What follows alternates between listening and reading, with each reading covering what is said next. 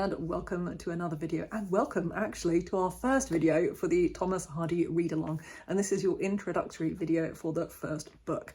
If you know exactly what's going on, if you're on board with the read-along, you're already taking part, you can actually just skip to the bit where I'm going to talk about Desperate Remedies, our first book. There will always be timestamps and chapters on these videos so that you can skip some of the introductory stuff, but I think it's important to do this in case anybody has been serendipitously brought here by the algorithm and you have no idea what's going on. So we are reading all of Thomas Hardy's novels. Some people are reading some of them, but some people like me are reading all of Thomas Hardy's novels in publication order, one a month for the next 14 months. And we are starting in June with his first novel, Desperate Remedies, which I have just here. And what I'm going to be doing is I'm going to be introducing every book with a really short introductory video. I'm just going to tell you a little bit about the book, maybe a bit of context about it. There won't be huge spoilers in any of these videos, so don't worry about that. But the reason I'm going to do that is that I know some people have decided to just go for it and to just read every book along with me, and that is fantastic. Some people are also just reading particular books. They might be rereading old favourites, or they might be reading a book that they've just wanted to read for a long time, or that they already have on their shelves, and all that is great as well. But some people just aren't quite sure which ones they want to read or which ones might be for them. So I just thought a little introductory video where I just tell you a little bit about the book. So yeah, nothing too spoilery, just kind of real basics, a bit of context, and also where the book sits on the Thomas Hardy misery scale as well. I thought might be quite useful as well. If you want to find out more about the read-along, I will drop a link in the description box to the introductory video that I did, just kind of explaining what we're going to be doing, and there is the whole list of which books we're going to be reading on that video. It will also be in this video, and there are links in all of these videos to all of the different channels that you can join in with us. I'll talk more about that at the end. But first, let's just talk about Desperate Remedies. So Desperate Remedies was Thomas Hardy's first published novel. It was not the first novel that he wrote, though. Someone did mention this in one of my videos. It is true that Thomas Hardy's first novel that he wrote was a book called The Poor Man and the Lady. Unfortunately, we won't be reading that because it doesn't exist anymore. Thomas Hardy tried to get this published, and I think about 5 different publishers rejected this. And the reason that was generally given for this is that it was there was too much social commentary in there. There was too much of that and not enough plot. So he was advised to write something with maybe rein in the social commentary a bit and do a little bit more of a plot heavy book.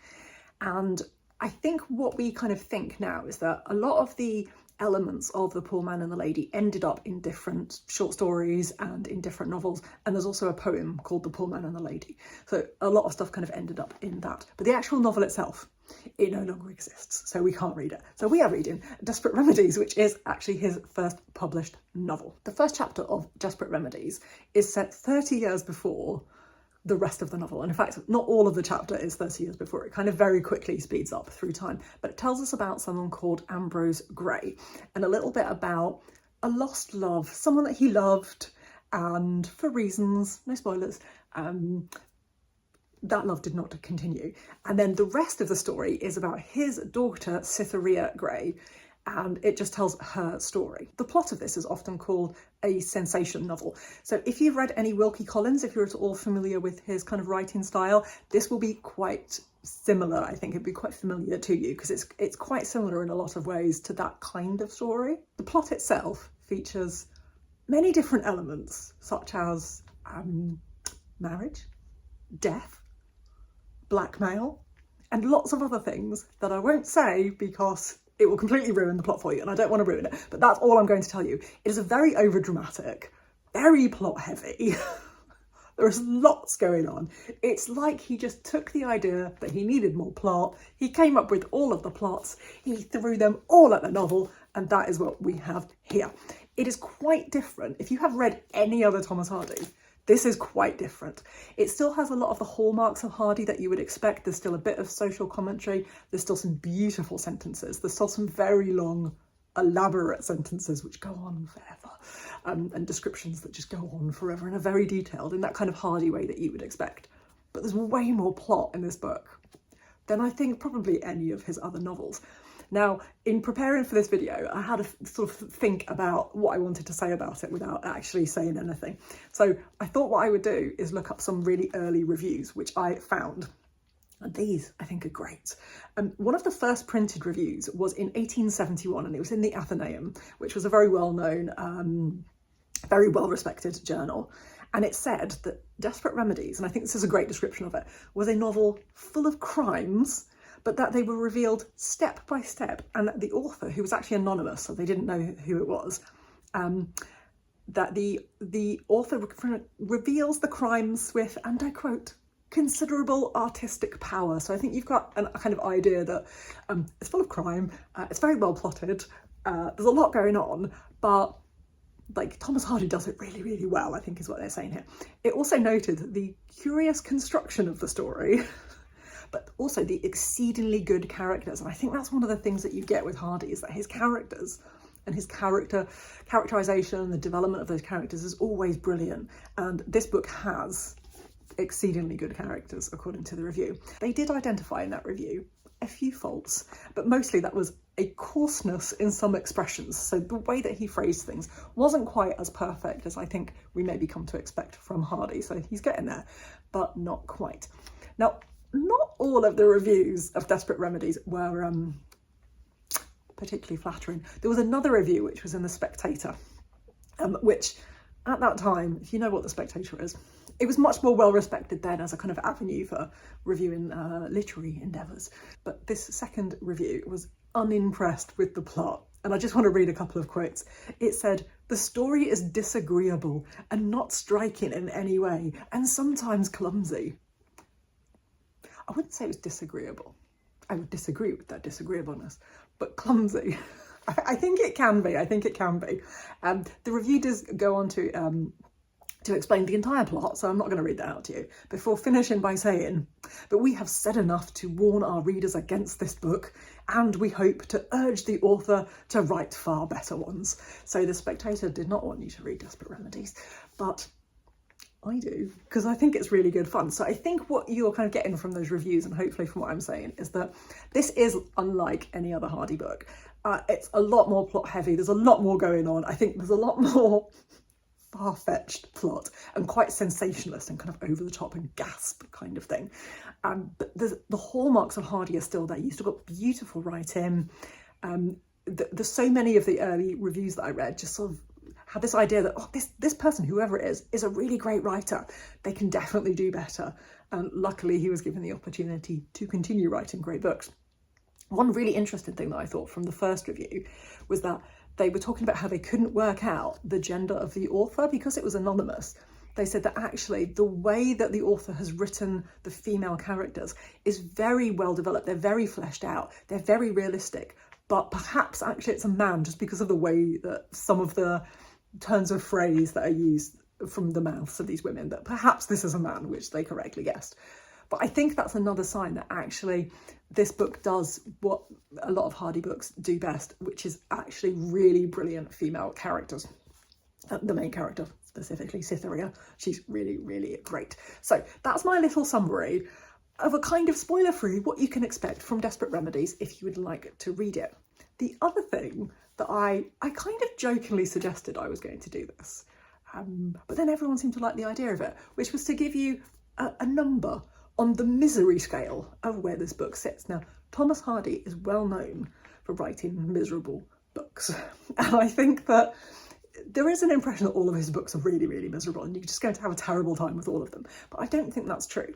So what I thought I would do is give you an actual number, an actual scale. Now, little caveat, this is a Thomas Hardy scale of misery. This isn't like all of the most miserable books of all. This is like A Little Life is not on this. You know what I'm saying? It's like, it's just Hardy. Okay. So quite a lot of people, when I said I was going to do this, they contacted me and said that they'd read Tess of the D'Urbervilles. I think quite a lot of people have read that. And that's Hardy's most miserable, lots of people say. I would disagree. If you've read Jude the Obscure, I feel like on this scale, Jude the Obscure is a 5. I think that Tess, I could change my mind about this when I give it some more thought, and I'm always open to your comments and your suggestions of anything, but I think if Jude is a 5 for abject misery from start to finish. I mean, there's some hope, but I think Tess is about 4.5, 4.75. This is why I'm not sure, but those are kind of where they are. I think Desperate Remedies is 0.5 on the misery scale.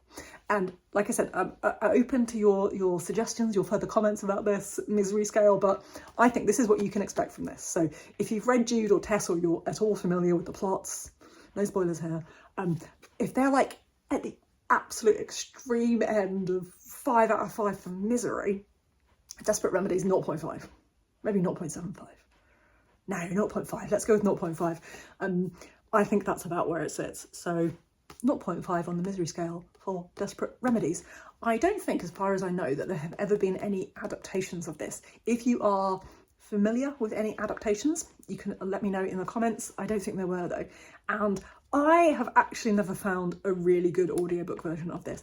There is one that I found from my library. I can't remember the audiobook narrator. I wasn't overly impressed.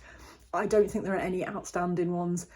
There might be some new ones that I just haven't noticed recently. But again, if you have any thoughts, if you have a particularly good audiobook of this, let me know in the comments below. So that is your little introduction to Desperate Remedies, and I would love to know if you have decided to read this book with us in June. There are a number of different ways that you can get involved. I will be filming a video at the end of June, or possibly the beginning of July. It depends when I've actually read the book, but what I would like to do in that video is to incorporate some of your ideas and some of your thoughts and some of your comments, which I will be gathering from the various different avenues that you can communicate about this. So if you've already read it and have some thoughts, you can drop them on this video if you want, but there's lots of other places as well. I won't be filming any kind of live videos. I know some people asked for this, whether I would be doing live shows, and I would absolutely love to, but I cannot commit to doing that because I just don't have time. One of the reasons I'm doing this read along is so that I am in a situation where I can read one book a month, because I think that for the next few months while I finish my PhD, these Thomas Hardy books might end up being the only books that I read for fun, which is very sad because I love reading, but at least I'm committing myself to something that I know I will love. I don't think I can commit to any kind of live shows. Probably 2 videos a month is about it, so I wish I could, I really do. But what we do have is we have a Discord server, and the links to all of these things that I'm going to talk about is in the description box below. But we have a Discord server, and I know not everyone likes it or understands it. I'm not a huge fan of Discord, but I think the best way I described it to someone once, and they said it was quite an accurate description, is it's a bit like an old style forum. So if you're kind of used to those, I think that's kind of what it is. So there's a little introductory channel where you can just click and introduce yourselves or just say hi and see what everyone else is saying. But for each of the books, there will be a spoiler zone. So once you've read the book, you can go in there and you can comment, and we can talk about the book and all of the spoiler things on there as well. You can download it, I should say, as an app on your phone or on your laptop or computer as an app as well, I think, but you can also just use the website as well. If you don't want to use Discord, I've set up a Patreon, which is completely free. You can just sign up to it, and then you'll get an email every time I post. And the posts will either be sort of links to these videos that I'm posting on YouTube with a bit of information. They may also be some bonus Hardy material, including some poems, or they might be the text. So I'm going to post the actual text of this video, probably not as rambly. It'll be more succinct, but I'm going to post that so that people can read it if they would prefer, and you can comment on those as well. So you can receive them into your inbox if you want, you can comment on those kind of things. So that's another avenue where you can get involved. And also when I post my video at the end of the month, you can also just comment on that, and that would be great, and we can have a chat there. So there are lots of ways to get involved. There are lots of ways to join us on this journey. Let me know if you are reading Desperate Remedies, if you like the sound of it from what I said, if you've read it before, you can tell me all of your thoughts and absolutely everything in the comments below. I'm really looking forward to this. Thank you everyone who is taking part. If this has convinced you to take part, thank you so much. I'm very excited. Come and join us. It's going to be so much fun. I will see you on Discord, on Patreon, in the comments, and I will see you again at the end of June to talk some more about Desperate Remedies. And thank you so much for watching.